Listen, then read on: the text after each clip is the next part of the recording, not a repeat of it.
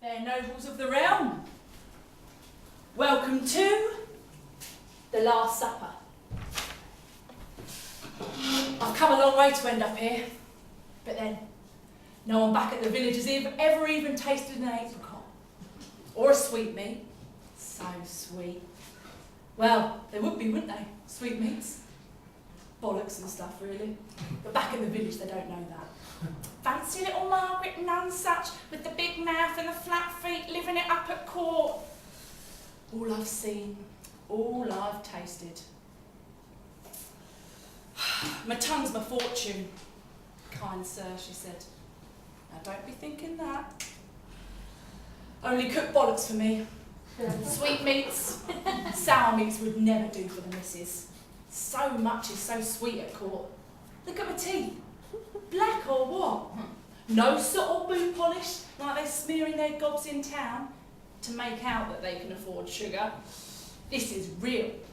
Tooth decay is the 17th century status symbol. Eat your eye out. Or are pigs, swans, peacocks. I've had them all. Palate, you see. I've never had the face or the figure. If I'd have stayed back in the village, I'd have been nothing. A wise woman at most. But I knew me herbs. I knew me poisons. Could smell some of them, even before any taste. That's why the mistress chose me. That's why I survived. 20 years faithful service. Me, Mags the Rags from the village, and her, Rosaline, the favourite of the court. And yet everything she's had, I have had. If it's true that you are what you eat, then she or I are the same, equals. There's not a thing she's eaten of which I haven't had first taste. And she, like them all, has hung on my every word. Is it a, yummy?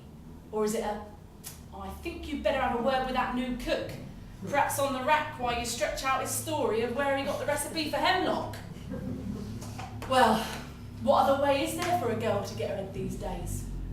You're either born into it, like the mistress, only you've got to have a name like Rosaline, not Maggie.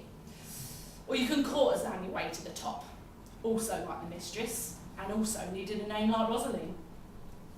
But as I say, I never had the face.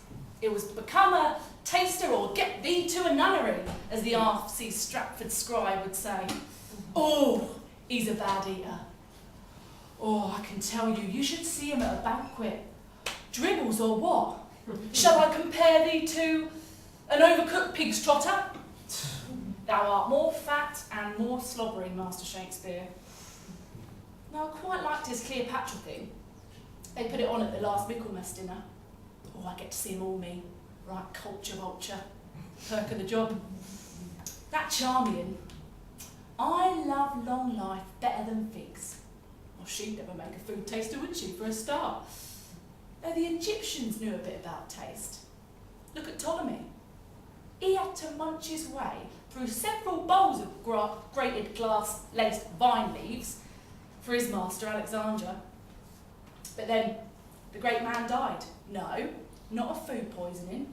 Well, not proven anyway. Ptolemy, Alexander the Great's lowly food taster, took over Egypt and founded a dynasty. So you see what a career this can be.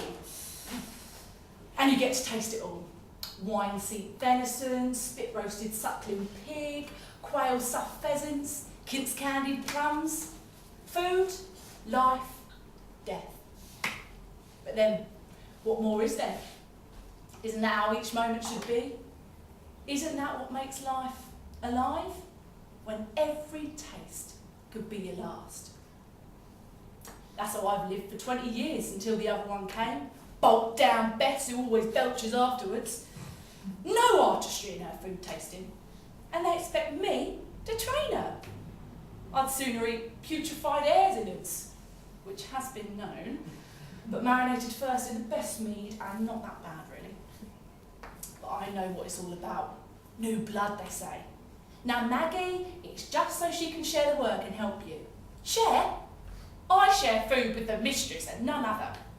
Before you know it, I'll be put out on the grass, back to the village, oatmeal and sheep's dung for the rest of my life.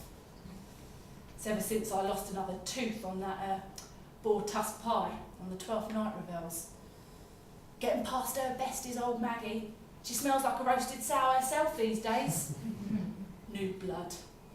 Have I risked everything, every morsel I've been fed, only to taste my own complete dispensability? A life signifying nothing, as that toe-rag playwright would say. That's why I had to do it. For the honour of my profession, for Ptolemy. Look at you, fair nobles of the realm. All you fear is getting fat. Imagine if every bite could kill, and still you had to do it. Besides, apricots always tasted better than oatmeal. Maybe that's why I chose them. Like Webster's Duchess. His plays were always better than that Shakespeare shit.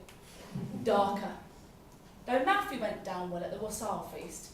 Sign of a heroine's voluptuous appetite, apricots.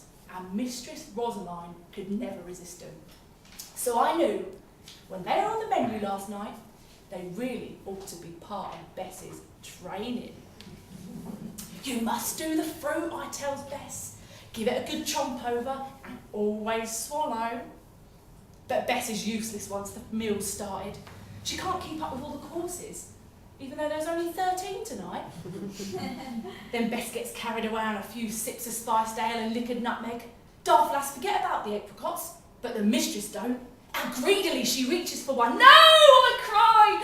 But the mistress bites. No, that was meant for Bess! I snatch it from her rosy Rosaline lips before it's too late. I mean, it's not been tasted, I say. The mistress looks at me, perhaps for the first time. Then you taste it, she says, and watches. Definitely for the first time.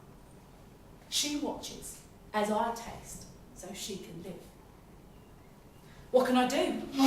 Swallow and die? Hide it beneath my tongue and smile? Then she will eat it and I'll watch her die. The mistress sees me hesitate. This woman, who I've served with every bite of my life, more dearly than mother, lover or child, all of those that I couldn't have because of her. So I spit it out into her fat, aristocratic face. Her mouth falls open once, so that food cannot fall in. Chew on that, rich bitch, I say. But I'm the only one laughing. Though Bess, bless her, she does belch.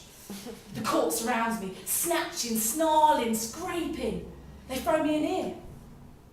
Till tomorrow morning, when I'm to be hung and butchered like a rib of beef.